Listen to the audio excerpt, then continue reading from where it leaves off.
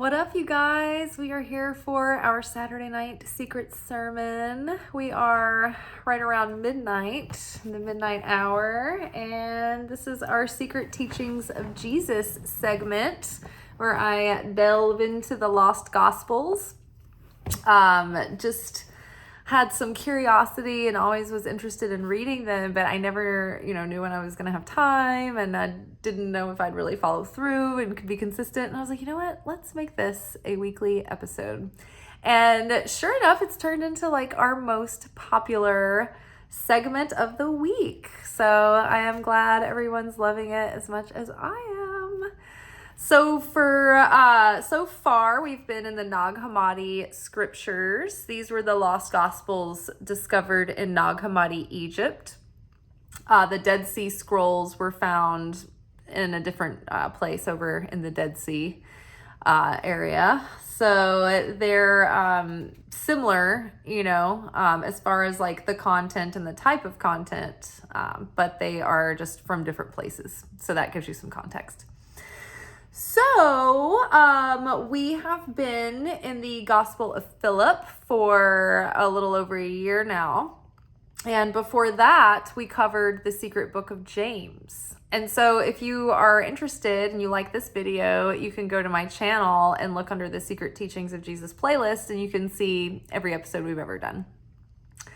Awesome. Well, so a little context around the Gospel of Philip. It is these portions of cryptic text that are layered in metaphysical suggestion and esoteric meaning. And we are just meant to take it in and meditate on them. And for some, they make sense. For some, they won't. And I feel like us doing them together, it like makes sense of it all. So usually what I do is I come in from work. I usually work on Saturday night. So I come in after work, I pop open the book, and I pick the passage that starts speaking to me. So I haven't studied them ahead of time.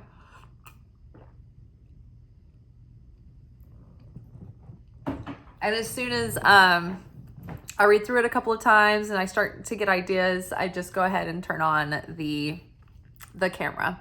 And I would say that ideas is not necessarily accurate. I like to say that they're downloads, because I don't think that this is coming from my own brain or my own understanding. I've never really studied these things, although I am a student of Kabbalah.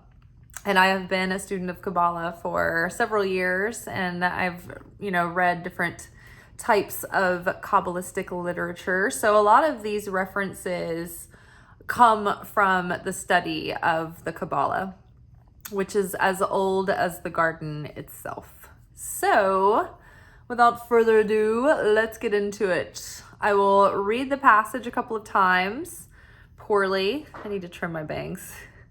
They've been really annoying. And then we'll go line for line, and I will give you the downloads that I'm getting. Okay, let's get started. So I'm excited about this week's portion. Sometimes I read the portion and I'm like, I don't know what we're going to talk about. And then it ends up being like 45 minutes. But this time I feel like it's very clear to me what this passage is talking about. Because of so many times, or so many lessons relating to this passage in like the Hebrew holidays and the Kabbalistic approach to the Hebrew holidays. So some of this is very familiar, and I'm fairly certain about it. So let's just get started, shall we? So this portion is called Two Trees in Paradise. There are two trees growing in paradise. One produces animals, and the other produces people. Adam ate of the tree that produces animals, and he became an animal and brought forth animals. As a result, Adam's children worship animals. The tree whose fruit he ate is the tree of knowledge of good and evil. And because of this, sins increased.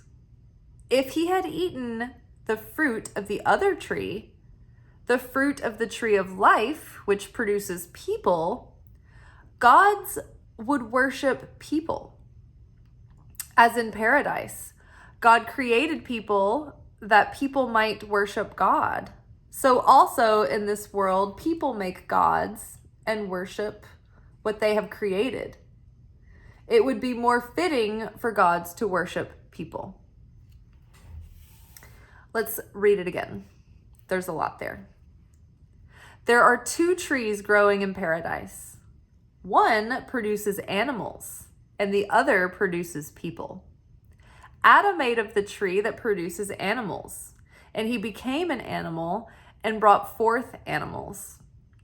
As a result, Adam's children worship animals. The tree whose fruit he ate is the tree of knowledge, and because of this, sins increased. If he had eaten the fruit of the other tree, the fruit of the tree of life, which produces people, gods would worship people. As in paradise, God created people that people might worship God.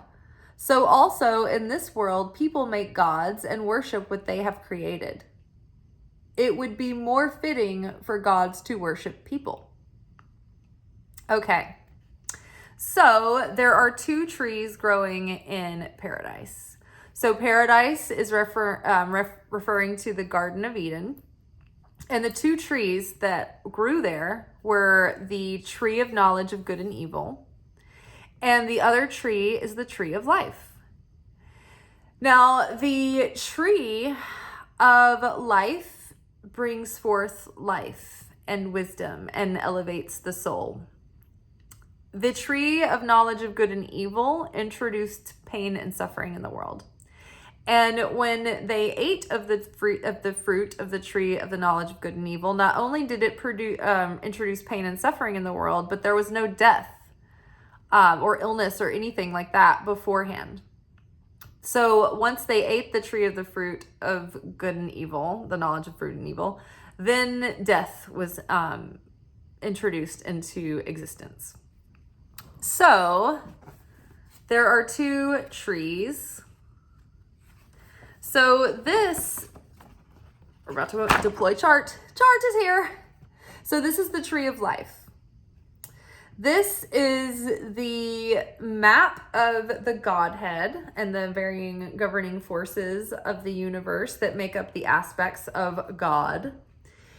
And this is also a map of reality. This is how reality is formed. These are the 10 dimensions of reality. This is also a map of the human soul. And so we all have these archetypal dimensions within our soul. And everything in the realm of existence can be categorized and grouped and associated with one of these particular dimensions of consciousness, which they're called Sphirot. So there are two trees growing in paradise. One produces animals and the other produces people. Now, if this is a map of the human soul and the path to the elevation of the soul and the elevation of consciousness, then this is the path and the story and the plan, the instruction manual of how to elevate the soul and build the vessel. That's what we say. Now, the vessel, building the vessel it means we're becoming vessels for the light, right? So we are channels for the light in this world. And in order to channel the light, we have to become more like the light. And it has to be done with our conscious intention. And so as we share more affinity with the light, then we can draw closer to the light and align with those blessings that are coming down. Now, the process and the point of this evolution is so that we can eventually master our heart, mind, soul, and strength to the degree that we can finally claim cosmic sovereignty over ourselves, over our wherewithal, and we can choose with free will rather than from a reactive state of consciousness. So the challenge then becomes learning to be a vessel of receiving for the sake of sharing, rather than becoming a vessel that receives for the self alone. The universe is basically distilled into two parts. Before there was existence, there was only the light. And the light was just all by itself in the void, in the endlessness. And the light was like, yeah, I want something to share with. Oh, I just want to share. I want to express. But I don't know what that means because it's just me. I'm just all one thing. So I need something to share to. So the vessel was created in order for the light to pour forth into the vessel. And that's where the creation began to happen, right? So this is the point through which the light started to pour into the vessel, right? So this is the most abstract God juice. This is the all-encompassing whole of the light. And as it moves down through the spherot, it like gets condensed and it starts to take more form and materialism, so to speak. It becomes crystallized. And it also is diluted so that it's not the full intensity of the light of the creator, right? It would be like getting too close to the sun, right? You just burn up.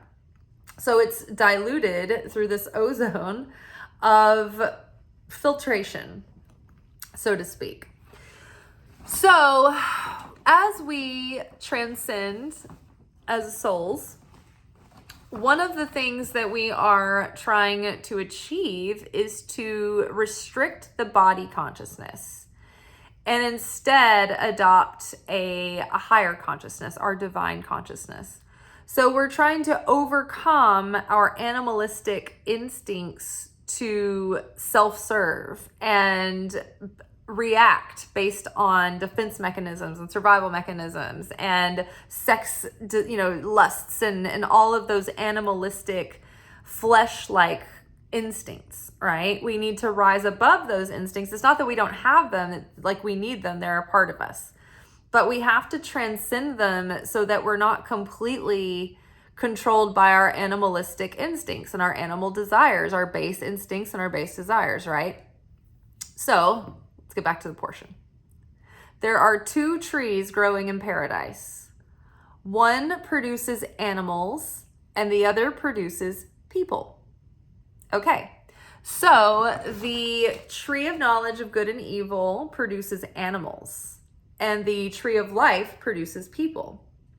The tree of life, learning about this tree and finding affinity with this tree and following the maps to elevate our consciousness, produces a divine level of a human being, right? Where we have our sovereignty, where we can choose with free will and not just be in a reactive state of consciousness, or we're not in affect consciousness, or we're not given to our reactive behaviors or our fear and our lack and our doubt and our lust, like, oh, what is that? I want, I need, I'm scared. It's like we can rise above that and hold ourselves in a higher state where we can restrict those instincts and those impulses, and we can pause and we can think and discern and feel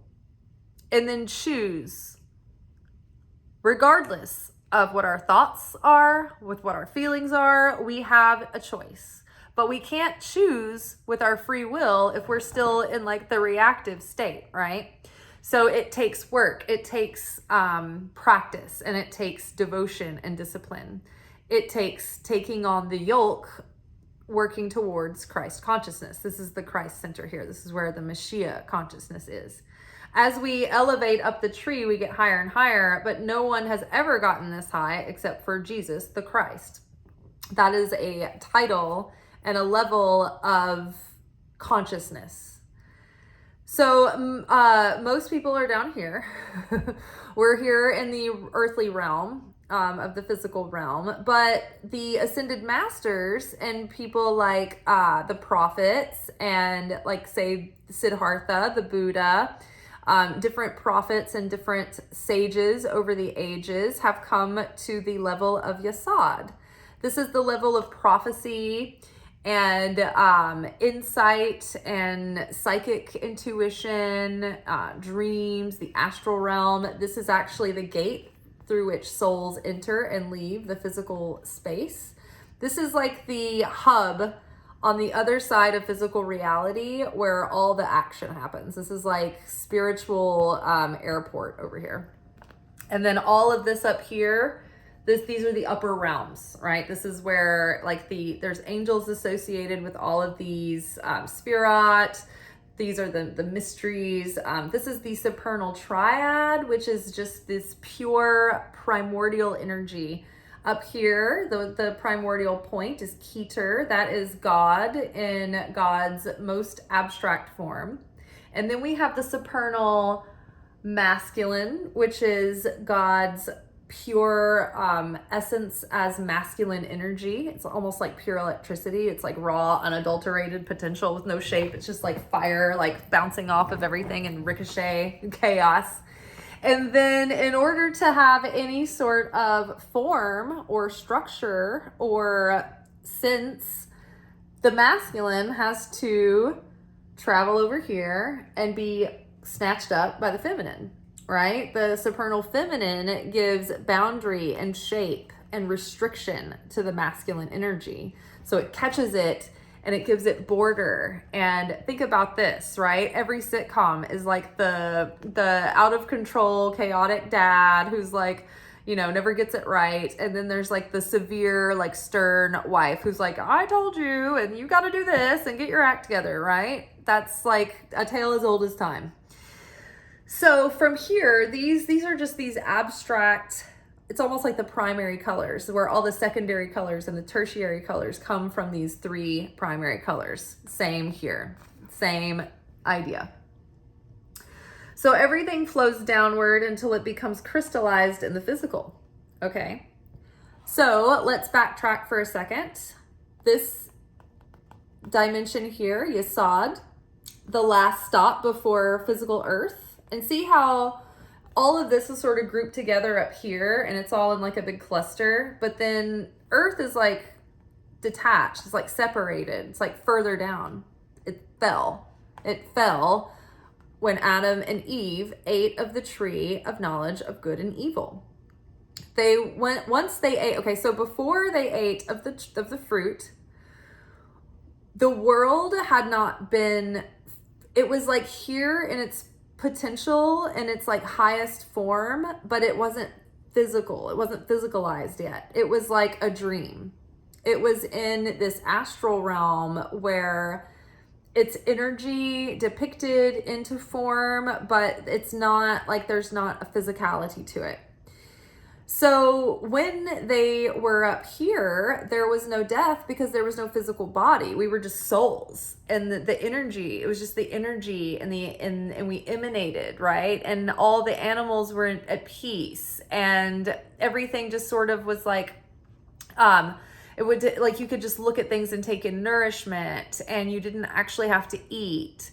I love to compare this to the Barbie movie, where, like, I would highly recommend watching this movie. But the Barbie movie, in Barbie world, like, Barbie just had to stand in the shower and the water didn't have to come on. And then, like, when she would, you know, get up in the morning, she'd like rise up out of bed and like everything was perfect. And she'd go sit down in front of her waffle and like she would look at it and like pretend to eat and like drink, but like she didn't have to drink anything or eat anything. It was just like she just absorbed the energy just from looking at it, and it was all perfect. And there was nothing but peace and harmony, and everybody got along. And it wasn't until the ego and fear started entering that there was insecurity, and that's when Barbie fell from Barbie world and had to go to the physical realm and go on a mission to correct for the mistake or for the fall, right? Same idea. So when Adam and Eve ate of the fruit of the tree, at first they were fine. Nothing was going to happen. It was still like everything was still up here in its perfection. But it was the shame that caused their separation from the Creator. Because at this point, there was no shame. They had affinity with the light because they were completely pure and innocent, and they were just perfect and in love and in trust. They were like babies. They were like infants. But once the shame hit, that was the birth of the ego. And that is what separated us from the light of the Creator. And that is when they put on clothing, the flesh. And that is when they fell from the garden into the earth, where we had to break our wheat and toil for our food and have pain in childbirth. So that is also when pain and suffering and death were introduced into the world. Before that, it was all perfection. There was no death. So, circling back, there are two trees growing in paradise. One produces animals, and the other produces people. Now, the tree of knowledge of good and evil seemed like it was going to give them an elevated edge, right? Like it seemed like it was going to give them the higher consciousness, and that would make them divine beings. But in reality, that is the very thing that created the animalistic nature to have to struggle and run and I don't know, scurry after your crumbs, you know? It's like it introduced stress and pain and what are we going to do about this? And fear and lack and doubt. And then it just started snowballing until there was more and more and more layers and shells of darkness and that ego that just made us forget completely who we were, right? It's still buried in there. It's still buried in the light of our spirits. We still remember the perfection, right? But we all carry the sin of Adam because Adam is the father of all the souls of mankind. So all the souls of mankind that have ever existed are all splinter souls off of the one original soul, Adam, including Eve, right? So we inherited this, just like generational trauma, sins of the generation, like all of this is embedded into our DNA. So our memory is there of the way it was before, but then our memory is also there of that fall and that fear and that separation. So there are two trees growing in paradise. One produces animals and the other produces people. So this teaches us how to transcend our animalistic instincts and our base instincts and our defense mechanisms and our survival instincts and our lusty instincts. We can transcend and we can elevate our souls through this map, right? But through the tree of good and evil, all it did was make us aware of the choices and the consequences of what'll happen or else, right? And so that created that animalistic competition, that competitive nature, right? I'm trying to survive over here. Get out of my way. You know, this is bad. This is going to be bad. Like, I just know it's going to be bad. Like, we introduced fear, right? And so then we introduced desperation into the world. And then there was murder, right? And everything else. And so it produced animals. Human beings are equally half animal and half divine, and they're both equally valuable and important, and it's our gift to embrace both of them, but it takes some balance and some correction. So let's go back into the passage. There are two trees growing in paradise. One produces animals and the other produces people. Adam ate of the tree that produces animals, and he became an animal and brought forth animals.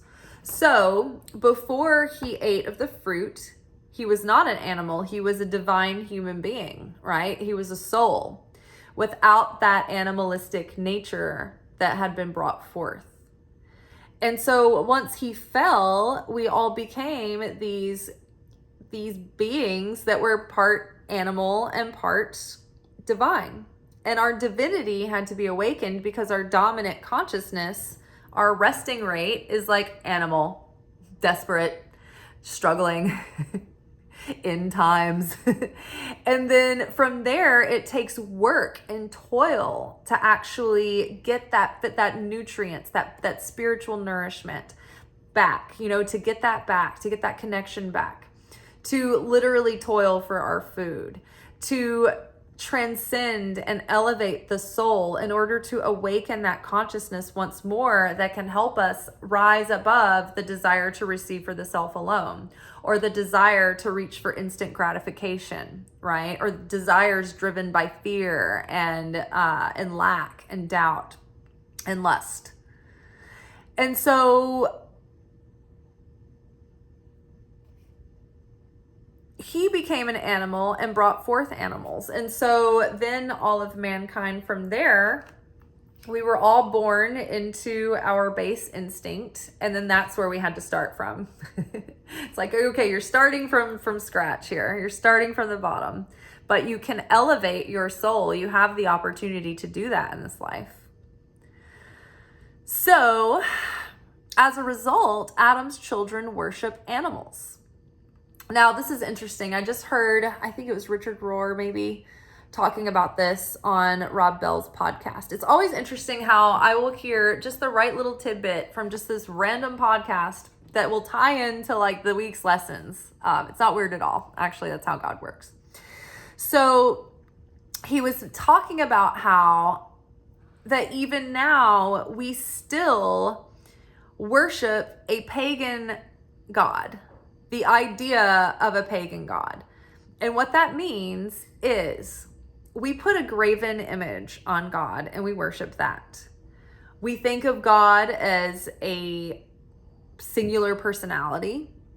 We call God he. Sometimes we're like, no, it's not a he, it's a she. And we get really hung up on these like particulars. It's like people arguing over Jesus's race. It's like, what is the point of this? This is a futile argument. It's irrelevant. And also he was a Hebrew Jew. So there shouldn't be any argument. Like this is the way it is, right? We can argue over Santa Claus's race, I guess. That would make more sense. So where were we? As a result, Adam's children worship animals. Oh yeah. So we worship this like pagan idea of God, which God in the Hebrew sense, the God of the Israelites, the God of Abraham, is more of a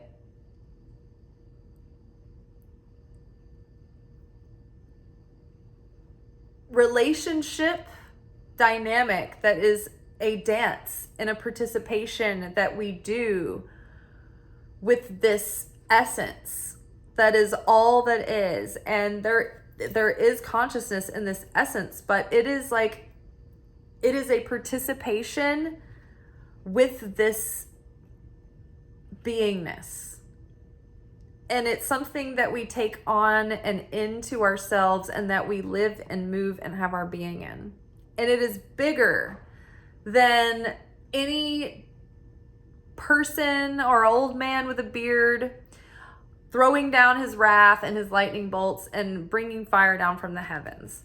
Like we get in our mind when we think of God, and mankind since the earliest ages has continuously circled back to this Zeus-like character who's like an old man and who has opinions, and he gets judgmental, and then he gets wrathful, and then sometimes he's merciful, and we can plead to his good side, and sometimes he'll show favor and mercy, and other times it's our fault that he didn't. And that is worshiping a false god. That is worshiping a graven image, right? And that is limiting to God's infiniteness.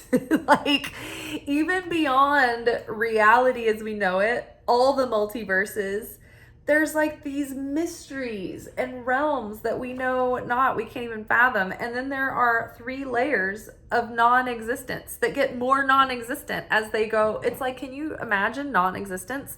There's like even more non-existence than non-existence, right?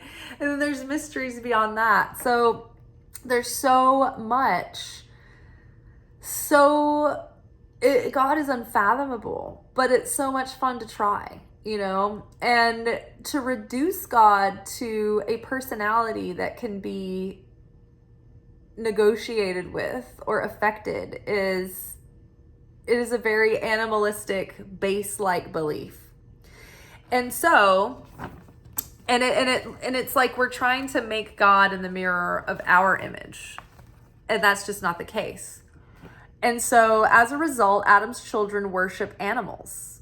So we have this limited idea of God, and we try to project our own sort of personality onto God so we can relate.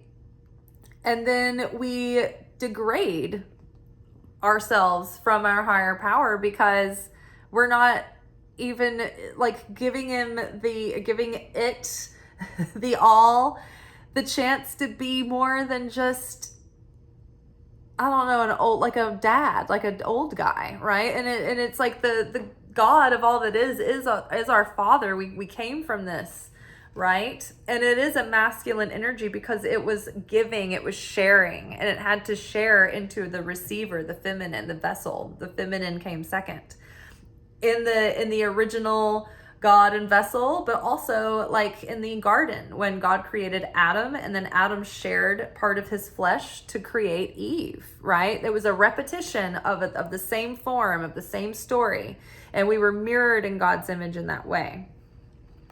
So as a result, Adam's children worship animals. The tree whose fruit he ate is the tree of knowledge, and because of this, sins increased.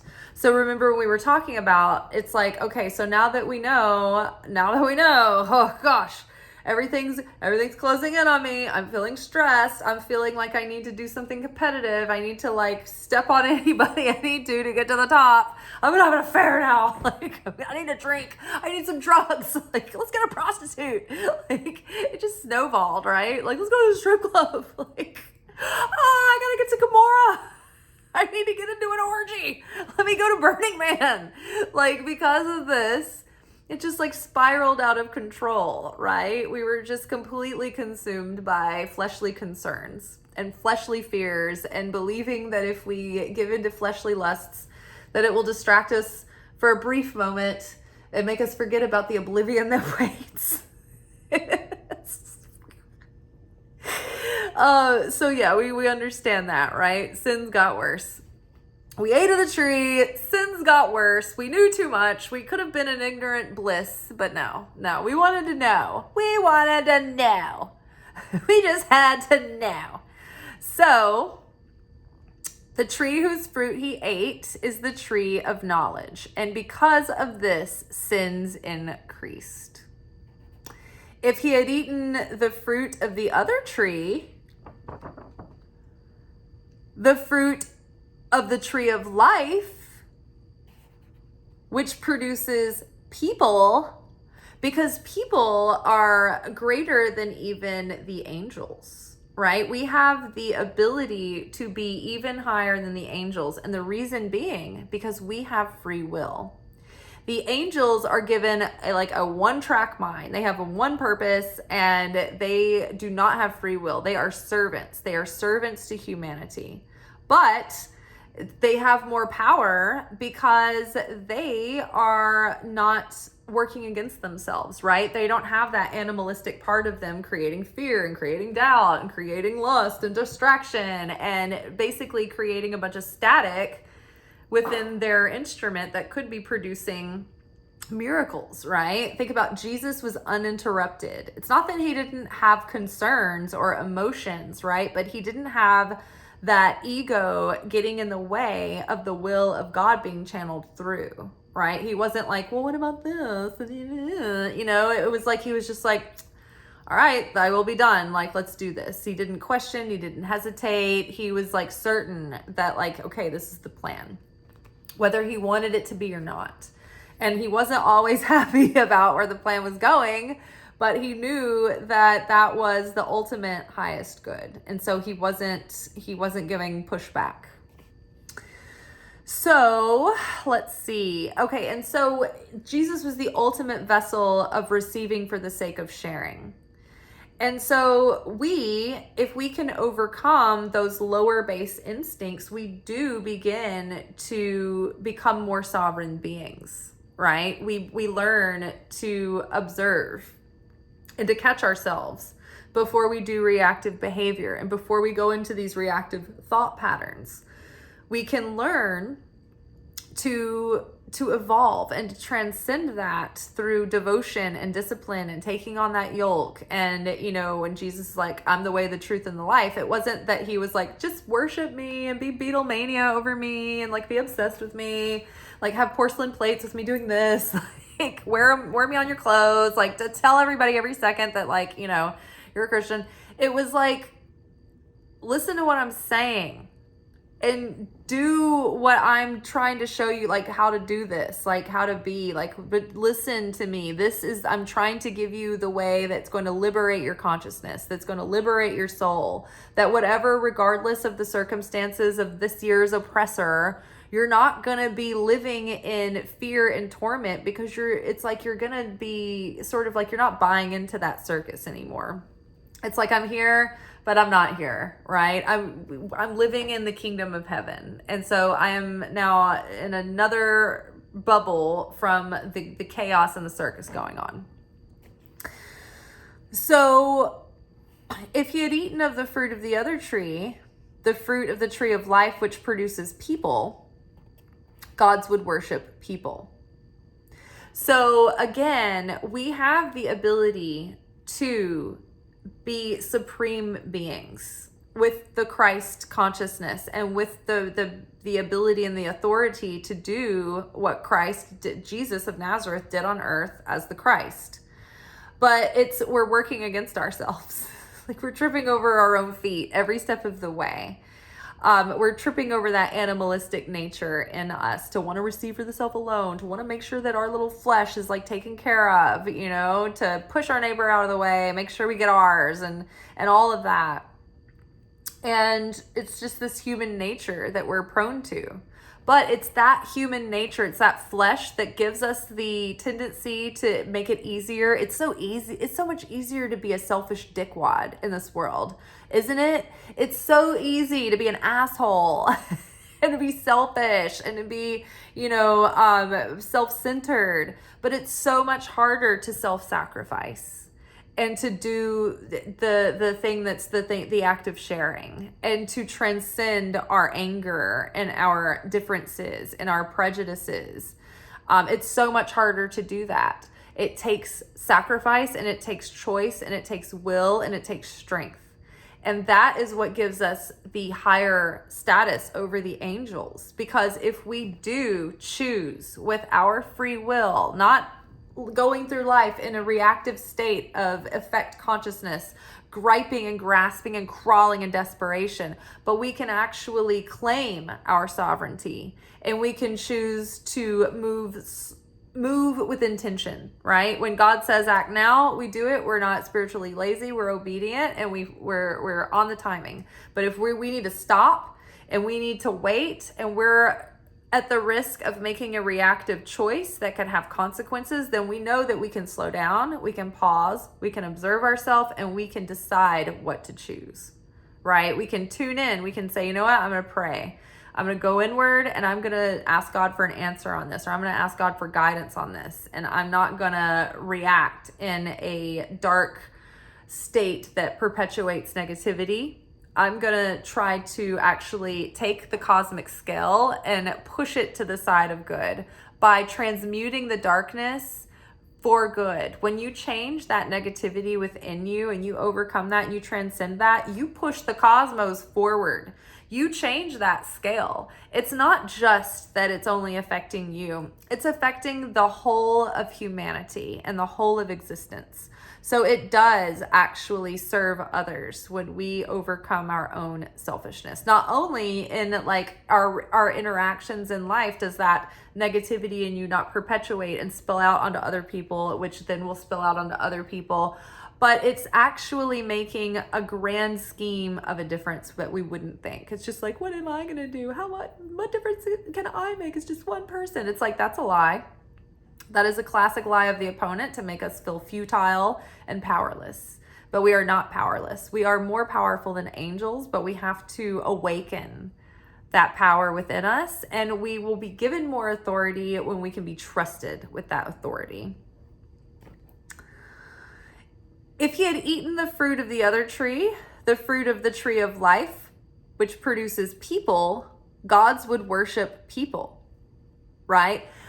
It's talked about in Kabbalah that when we elevate our soul and we transcend from darkness, the upper realms are also elevated, and they are celebrating, and they are ecstatic, and they're rooting for us, right? Because it elevates the upper realms too, and we're elevating souls that have died, right? And those loved ones. It's like when we elevate, it helps them elevate as well.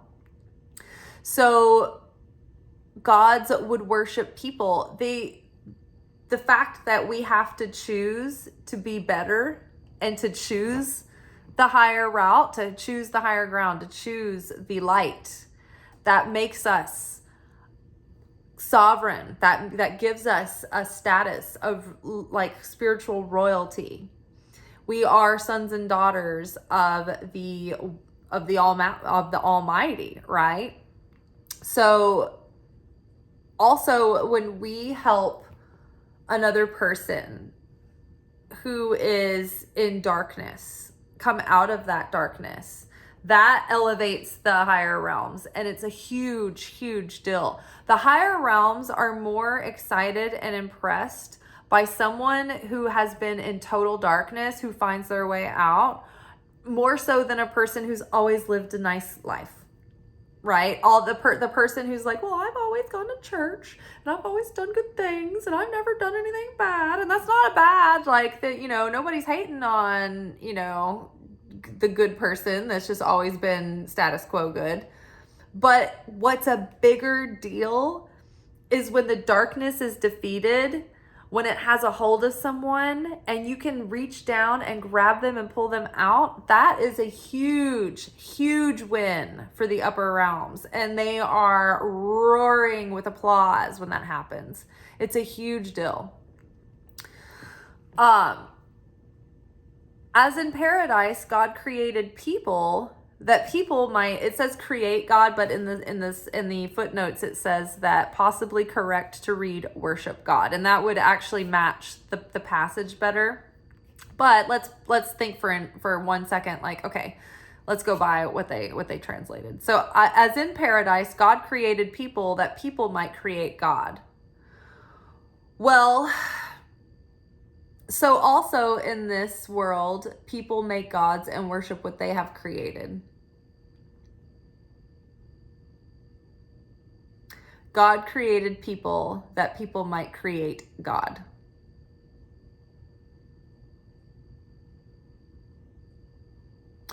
It's not that we're creating God, but it's like we are adding to the vibrational reality that we're in. And we're creative beings as well, and we co-create with divine. And so God made us in his image so that we could be like him, so that we could take a thought from nowhere. So for instance, we've talked about this before, but you might be watching, this might be the only video you've ever seen, but there's 4 living kingdoms that are laid out in Kabbalah. There's the mineral kingdom, which is the lowest kingdom. This is the kingdom with, like, there's consciousness there, but there's not a strong desire to receive the light, to become more like the light, right? And then the next level up is the plant kingdom. It's the vegetative kingdom. And that desire is reflected by the movement of the kingdom also, right? Notice how rocks don't move on their own. They have no desire to reach for the light of the creator, or they do, but like, it's like they emanate their vibration and their consciousness, but they don't have like a soul that like wants to transcend. Plants have a little bit more soul. They have a little bit more desire. They actually do move a little bit on their own. If you've ever seen those like super sped up videos of like plants, they move very slowly, but they do move. They are moving. and they breathe and they contribute, but plants have personality, and they communicate, right? We've learned more about the mitochondria and the way that like trees communicate through their root systems, and they send each other things that they need. The mushrooms, my God, they're all like living creature species of aliens, I'm convinced. But so plants have a consciousness of their own. And so the next level up is the animal kingdom. And animals have personalities, animals have needs, animals need affection and company and entertainment, and animals they move around more, right? But they don't have that full vessel to change their consciousness so that they can be more like God, right? They're just enjoying being here.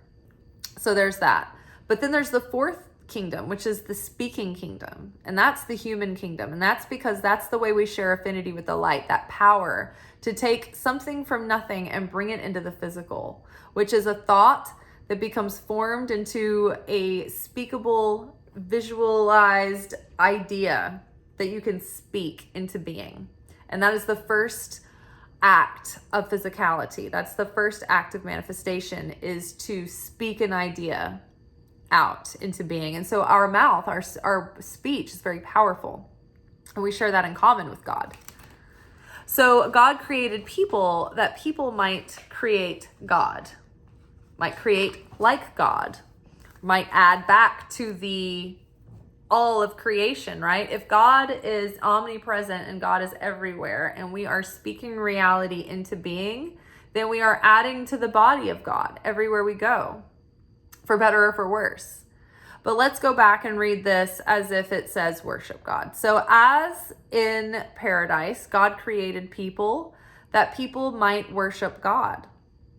So he created people so that they would worship God, in that they would have this relationship, this synergy with one another, that like it was interactive, and it was like breathing in and out. It's like our consciousness creates our reality, and we can elevate our consciousness to create an even better reality. And we participate with God, and we become more like God, and we can ponder the abstractness of God, right? And when we are that open about not putting God into our little confined terms, then we're starting to at least stop focusing on what's not God or what God isn't, or what is like a false version of God that we have completely misplaced and misunderstood, right? So as in paradise, God created people that people might worship God.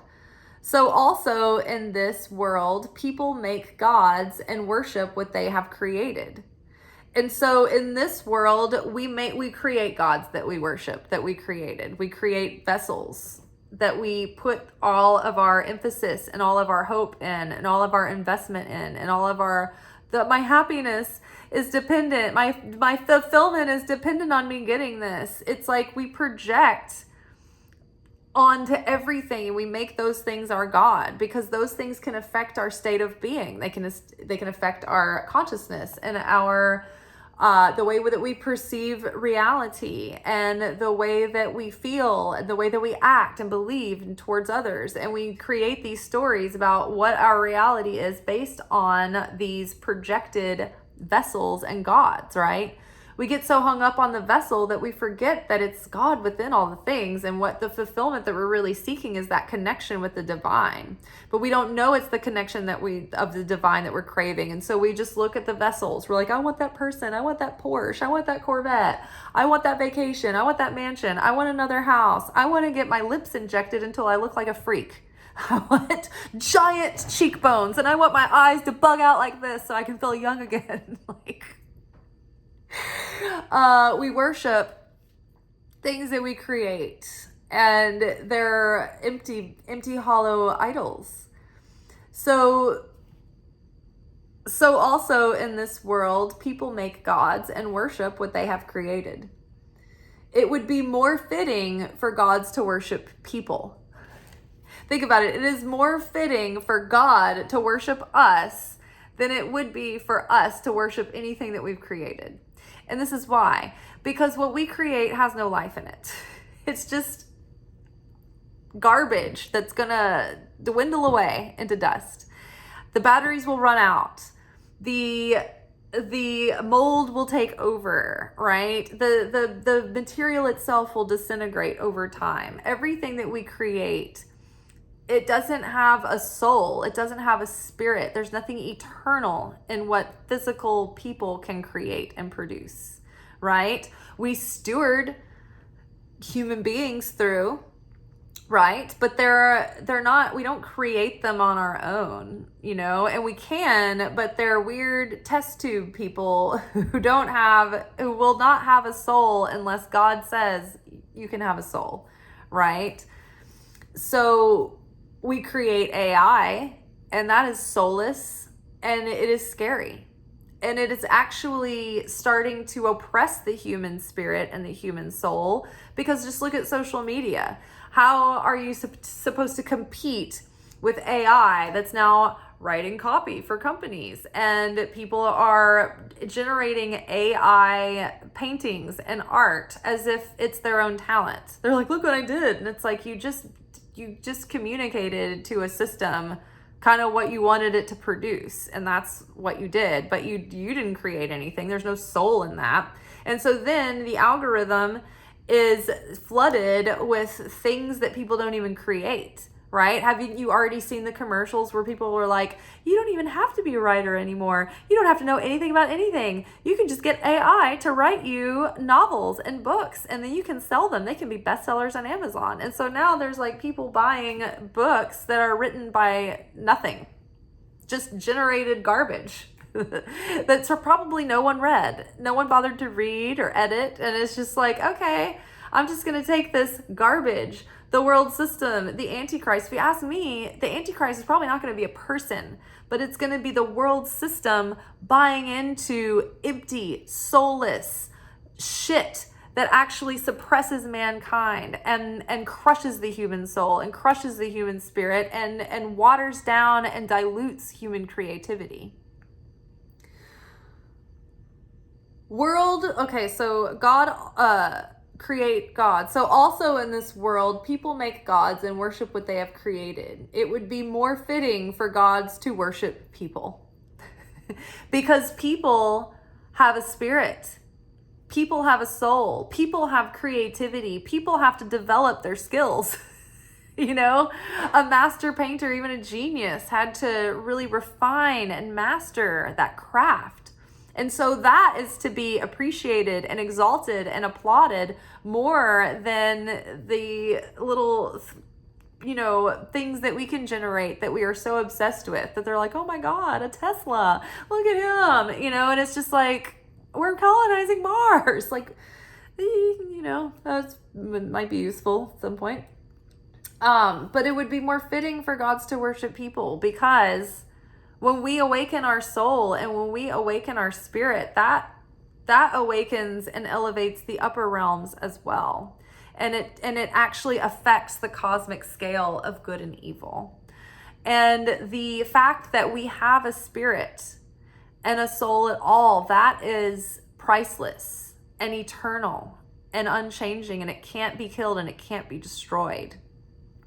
It can only be changed and wielded, and it can either be veiled under layers of negativity, or it can be unveiled and radiant, but it cannot be destroyed.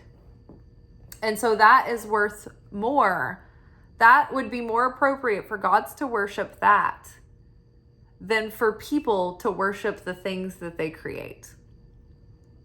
So let's read this passage one more time, or maybe one or two times.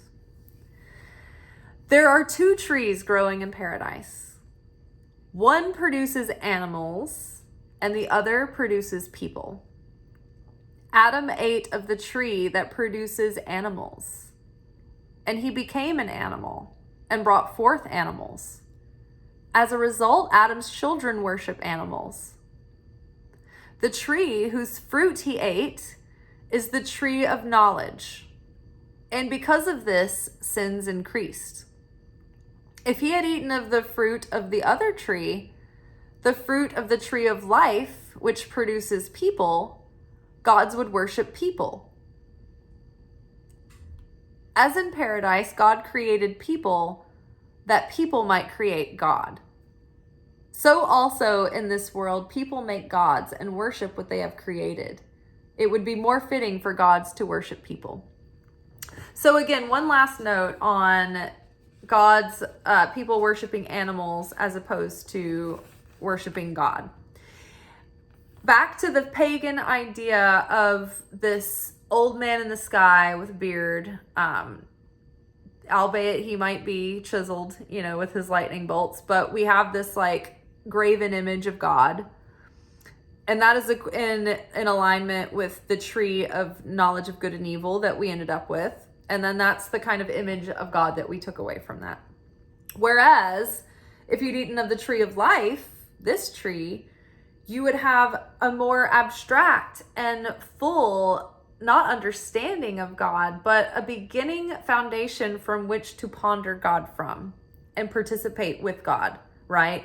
When you study this tree, you are in full participation with God. You are trying to become more like God. You are trying to ascend and reach for those heavenly aims, right? And we have, aspects and worlds within worlds within worlds, just within this map, just within this tree of life that creates more life, right? That alleviates, that starts to dissipate the chaos and the death and the judgment and the illness and the hardship that comes with the chaos of living in that other tree reality, right? The tree of knowledge of good and evil. But when you live in the tree of life reality, you're becoming more like God, and you're trying to do that, and you're making it your quest to delve into these mysteries, right? It won't be solved, but you're definitely in touch with a participation, with a process, with something that's alive, and you make a relationship with it, and you live and move and have your being in it. Right? It becomes your yoke that you take on, who you become and who you are. Whereas the tree of life of knowledge of good and evil, it's like God is outside. He's this dude that you don't want to piss off. It's not part of you. You're not a part of him, other than maybe a distant, unavailable father who kind of pays attention to you sometimes when you really need something, right? That's the difference of the animal that we worship as animalistic, unawakened people versus the tree of life reality. All right. Woo, that was a banger. All right, one more time for the cheap seats in the back. Let me get a hallelujah. Somebody do a gospel run. Okay, 2 trees in paradise. There are 2 trees growing in paradise. One produces animals and the other produces people. Adam ate of the tree that produces animals, and he became an animal and brought forth animals. As a result, Adam's children worship animals. The tree whose fruit he ate is the tree of knowledge, and because of this, sins increased. If he had eaten of the fruit of the other tree, the fruit of the tree of life, which produces people, gods would worship people. As in paradise, God created people that people might worship God. So also in this world, people make gods and worship what they have created. It would be more fitting for gods to worship people. All right, y'all. Well, I enjoyed this. I hope you did. Let me know what you think in the comments. Go watch some of the other Secret Teachings of Jesus episodes. And also, I've been toying around with the idea of maybe doing a Patreon. So, and I feel like if I did a Patreon, it'd probably be more Gnostic gospels, and maybe even getting into some of the the Bible, the canonical Bible texts and things like that, and possibly maybe sign by sign monthly readings or bi-monthly readings. But let me know if that would be something that you guys would be interested in. I don't have a Patreon yet, and so I'm not quite sure how it's structured, if you just decide what you donate to it, or if there's tiered subscriptions or whatever. But let me know what you think about that, because I do want to do more content. It's just that like I run out of time in the hours that I'm not working already or creating the content that I'm making. I mean, like literally, it's like this is pretty demanding, and so I want to do more of it, but I need to be able to work less to do that, and so I need to be able to make money in some form to be able to make more content than I'm making now. So I've been trying to get my YouTube monetized, but I seem like I have to just beg to get likes and comments, which would help get it monetized. I'm slowly but surely, after years and years and years, getting closer to the at least 1,000 subscribers. That is one of the checkpoints. But I also have to have 4,000 public watch hours within any 365-day period, which I usually am averaging about 1,000. So you do the math. So rather than just wait for the rest of my life for the YouTube to monetize and provide me ad money, I was thinking maybe I could do a Patreon. And people have suggested it before, but people have also suggested that I put out like maybe the possibility to do like mini readings, or like people ask me a question for like $35 or so, and like nobody's ever followed up on that. And then also people are like, why don't you have a Venmo? I want to donate to your channel. And I'm like, okay, I'll put a Venmo up. And then just crickets. So every now and then I'll get a random PayPal, but it's not expected, but it definitely helps. I mean, I am not rich and I work all the time, and then I make content all the time. So a Patreon might be in the making. So let me know how y'all feel about that if you'd be interested. Ciao. Thank you for watching. If you enjoyed this video and you got something out of it, then please give it a like. Subscribe to the channel. Turn on notifications to be notified of when I drop content. Like the videos, comment, share them. Anything that you do helps these messages get out to other people who need them. So you watching a video and taking an action on it actually makes a positive difference in someone else's life.